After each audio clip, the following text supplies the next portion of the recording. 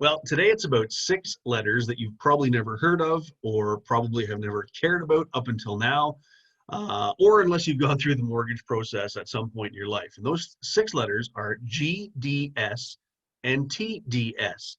GDS and TDS. One stands for gross debt servicing, one stands for total debt servicing.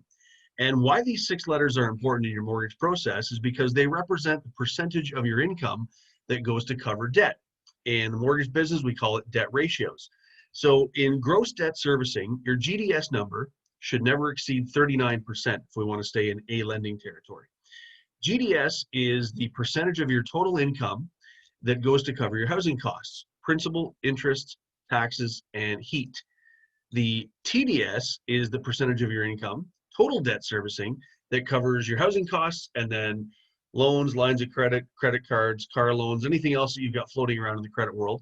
That's your total debt numbers altogether. So when you look at GDS and TDS, ideally the numbers we want to keep those ratios at are 39% and 44%. 39% for GDS, your gross debt servicing, 44% for TDS, your total debt servicing. If we keep those ratios under 39 and 44, then you're available for what we call the A lending rates, best rates available. Now, there are times when those ratios get higher than that, specifically TDS number, because GDS is the percentage of your housing. That one doesn't fluctuate a whole bunch. It's TDS, your total debt servicing, that can fluctuate and get people into trouble because that number can often get above 44 as well too. We do have some lenders that will go up to 50% on those ratios in the B category.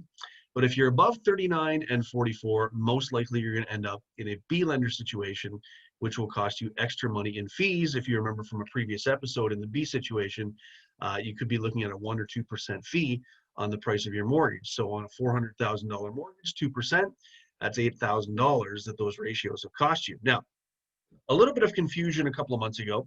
CMHC, Canada Mortgage and Housing Corporation,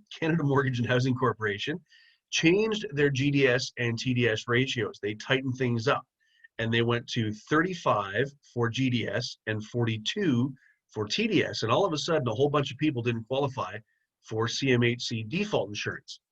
Don't worry, there's 2 other insurers in Canada, Genworth and Canada Guarantee, who are still sticking by the 39 and 44 debt ratios. So if you don't qualify at 35 and 42, we can always take your mortgage to one of the other insurers to have a look and see if we can get insured. So in a nutshell, that's GDS and TDS, the 6 letters that can have a huge impact on your mortgage and a huge impact on the savings or costs associated with your mortgage. So I mentioned default insurance with CMHC, and coming up on our next episode, we'll talk about default insurance.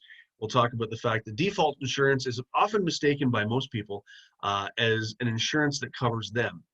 It does not cover you. It covers the lender. And guess what? The best part is you get to pay. So we'll talk about default insurance with CMHC and the other lenders coming up in our next episode of the Mortgage and Money Morning Show, weekdays, Monday, Wednesday, and Friday at 8 a.m. right here